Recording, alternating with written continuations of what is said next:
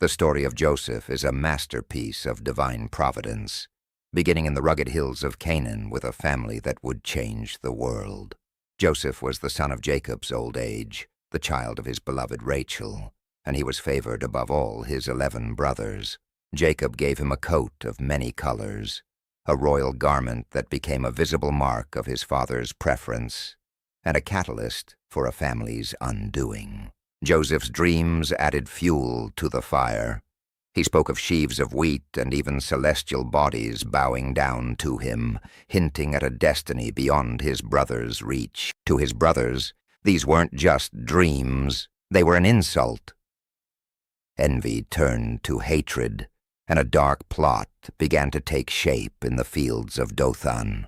When Joseph sought them out, they seized him. They stripped him of his precious coat and cast him into a dry, cold pit to die. But seeing a caravan of traders, they chose profit over murder.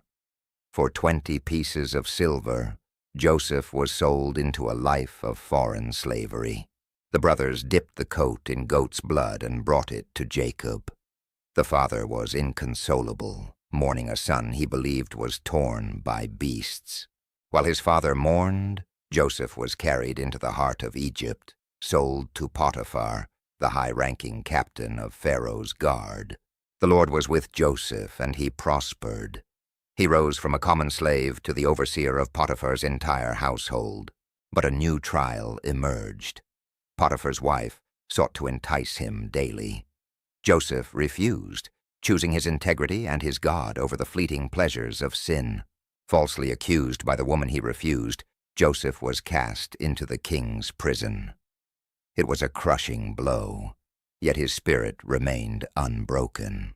Even in the depths of the dungeon, Joseph found favor. The warden placed him in charge of all the other prisoners. For whatever Joseph did, the Lord made it prosper. He interpreted the dreams of 2 royal officials, correctly foretelling the restoration of one and the execution of the other. Joseph asked to be remembered, but the cupbearer forgot him.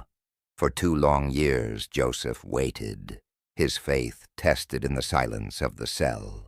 Then Pharaoh dreamed. 7 gaunt cows devouring 7 fat ones, and 7 thin ears of grain swallowing 7 healthy ones. No magician could explain it. The cupbearer finally spoke. Joseph was rushed from the dungeon, shaved, dressed, and brought before the most powerful man on earth. "It is not in me," Joseph declared. "God will give Pharaoh an answer of peace." He explained that 7 years of abundance would be followed by 7 years of total famine. Joseph proposed a plan. Appoint a wise man to store 1/5 of the harvest during the years of plenty to sustain the land during the famine. Pharaoh was awestruck. He made Joseph vizier of all Egypt, second only to himself. "Only in the throne will I be greater than you," he said. Joseph was given an Egyptian name and a wife, Asenath. He became a father to 2 sons, Manasseh and Ephraim, as he oversaw the salvation of a nation. For 7 years the earth brought forth by handfuls. Joseph gathered the grain like the sand of the sea, until it was beyond measure. Then the plenty ended. The famine struck the entire world. But in Egypt, because of Joseph's foresight, there was bread for all who came. Among those who came were Joseph's own brothers. Starving in Canaan, Jacob sent them to Egypt, unaware they were walking into their own prophecy. As they bowed low, Joseph remembered his dreams. He recognized them, but they did not know him. He spoke harshly to test their hearts. He accused them of being spies and kept Simeon as a hostage, demanding they return with their youngest brother, Benjamin. He even returned their money in their sacks. Jacob was terrified. "Joseph is no more and Simeon is no more," he cried. But as the famine deepened, he was forced to send Benjamin. They returned to Egypt with Benjamin and double the money. Joseph was moved to tears at the sight of his younger brother, yet the final test remained.